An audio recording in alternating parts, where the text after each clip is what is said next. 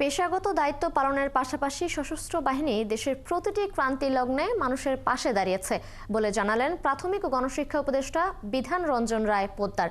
বৃহস্পতিবার বিকেলে টাঙ্গাইলের ঘাটাইল শহীদ সালাউদ্দিন সেনানিবাসে সশস্ত্র বাহিনী দিবস উপলক্ষে প্রধান অতিথির বক্তব্যে তিনি এসব কথা বলেন। এ সময় তিনি আরও বলেন, জাতীয় পর্যায়ে কোনো দুর্যোগ মোকাবেলা, পার্বত্য চট্টগ্রামের সন্ত্রাস দমন, বেসামরিক প্রশাসনকে সহায়তা এবং বিভিন্ন দেশ গঠনমূলক কর্মকাণ্ডে সশস্ত্র বাহিনীর অবদান অপরিসীম। এমনকি এই বাহিনীর সদস্যরা বিদেশের মাটিতেও দেশের নাম উজ্জ্বল করছে।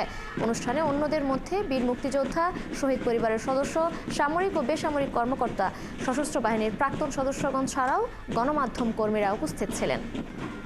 আমরা দেখেছি এই সশস্ত্র বাহিনীর সদস্যগণ আমাদের পার্বত্য অঞ্চলে শান্তি রক্ষায় অকাতরে জীবন বিসর্জন দিয়েছেন। ঘাটাইল এলাকার সশস্ত্র বাহিনীর সকল সদস্যের পক্ষ থেকে আপনাদের সকলকে আন্তরিক ধন্যবাদ ও কৃতজ্ঞতা জ্ঞাপন করে আমার বক্তব্য শেষ করি। যদি আমি যুদ্ধক্ষেত্রে মারা যাই, আমার দেহটা পতাকায় মোড়া বাক্সে বাড়ি পাঠিও।